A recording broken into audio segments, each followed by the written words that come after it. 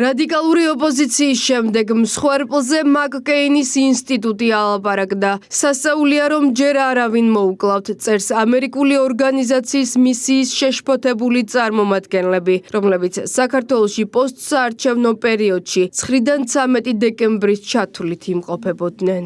მისია შეშფოთებულია მშვიდობიანი მოქალაქეების წინააღმდეგ ოფიციალური ძალადობის მასშტაბით და სიმძიმით. სასაულია რომ ჯერ კიდევ არავინ მოუკლავთ, მაგრამ ეს რისკი გაიზრდება თუ წამება გაგრძელდება. იმ საშინელი შემთხვევისას თუ მთავრობის ბანდიტების ხელით სიკვდილი მოხდება, პოლიტიკური გარემო კიდევ უფრო არასტაბილური გახდება.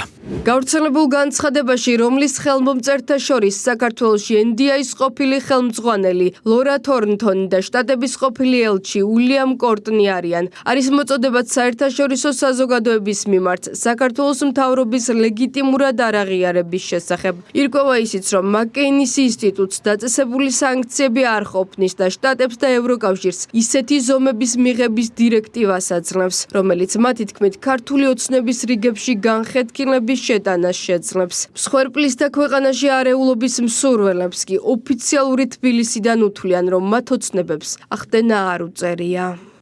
ეს არის მაკ-კეინის ინსტიტუტის და ზოგადად ასეთი ადამიანების ოცნება.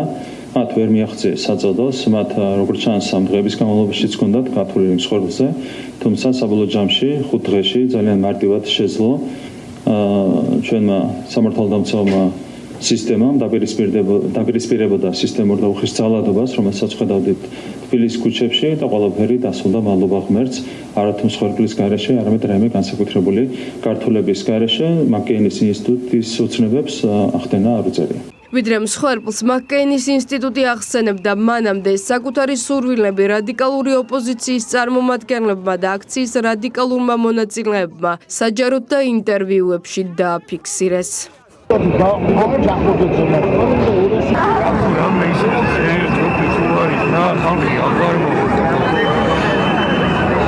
დღეს ქართული საზოგადოება, ქართული სახელმწიფო შედგა. მე მინდა რომ ეს იყოს მინიმალური დანაკარგი. ჩვენი ბრძოლის შედეგი იქნება ის, რომ გაგვიჭირდება ძალიან ბევრს ვიბრძოლებთ. სამწუხაროდ შეიძლება ამ ყველაფერს მსხვერპლის მოყვეს. მაკ-კეინის ინსტიტუტის განცხადების სულისკვეთებას სრულად იზიარებს ოპოზიციის ნაწილი, რომელიც ხელისუფლების პასუხისმგებლობაზე საუბრობს. გადარჩა მხოლოდ იმის გამო, ტელევიზიური ჟურნალისტ გულისხმობ, რომ იყო შედარებით მოქნილად მიყვა კისრის მოგუნებას, როგორც ექიმები ამბობენ. სრულად ვიზიარებ მაკ-კეინის ინსტიტუტის ასევე შეფასებებს იმ ნაწილში, რაც ეხებოდა, რომ შემთხვევითობით ღმერთის წყალობით არის, რომ ფატალური შედეგი არ არის მიუხედავად ხელისუფლების დიდი სურვილის. მაკ-კეინის ინსტიტუტის განცხადების სკანდალური ჩანაწერით მმართველი გუნდისთვის ქვეყანაში რევოლუციის მსურველთა რეალური მიზნები კიდევ ერთხელ გამჟღავნდა. მათ უნდათ და სამწუხაროდ მომავალშიც ენდომებათ ადამიანური მსხვერპლი აგენტურული მიზნების შესასრულებლად, აცხადებენ სახელმწიფო პარტიაში. როცა სხვადასხვა მხრიდან მოდის ინფორმაციები და ლოგიკა, რომელიც ლოგიკაც ადამიანურობის ჩარჩოებში არ ჩდება და ის ინფორმაციები, რომელიც მათ შორის ფარული თუ ღია ჩანაწერების სახით გავრცელდა, იმასვე ადასტურებს, რასთანაც ამ შემთხვევაში გვაქვს საქმე.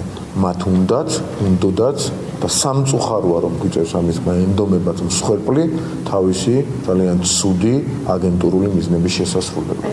მოთხოვნა არის ადამიანურ მსხვერპლზე. ამას ვამბობდით იქამდე, სანამ მაკ-კეინის ინსტიტუტი ამას ამ მოთხოვნას გააჟღერებდა უკვე თავის ოფიციალურ განცხადებებში.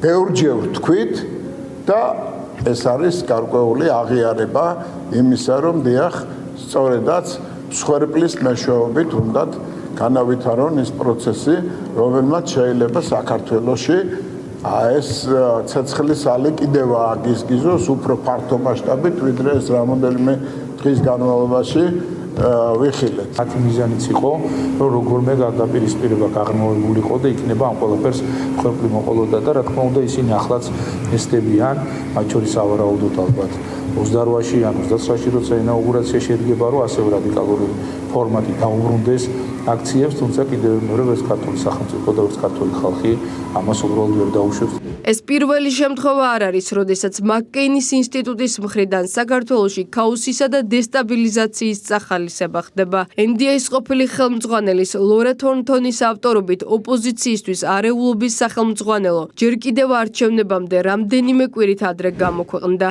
ანგარიში დეტალურად იყო გაწერილი სამოქმედო გეგმა თუ როგორ უნდა ემოქმედა რადიკალებს მარცხის შემთხვევაში. მაიდნის სცენარის ანალოგი სამოქმედება დირექტივების შემსრულებლებმა მალევე დაიწყეს, თუმცა პროცესების გამწვავებისთვის ეს საკმარისი არ აღმოჩნდა. ამიტომ ახლა მაკ-კეინის ინსტიტუტი უფრო მძიმე სცენარზე გადავიდა.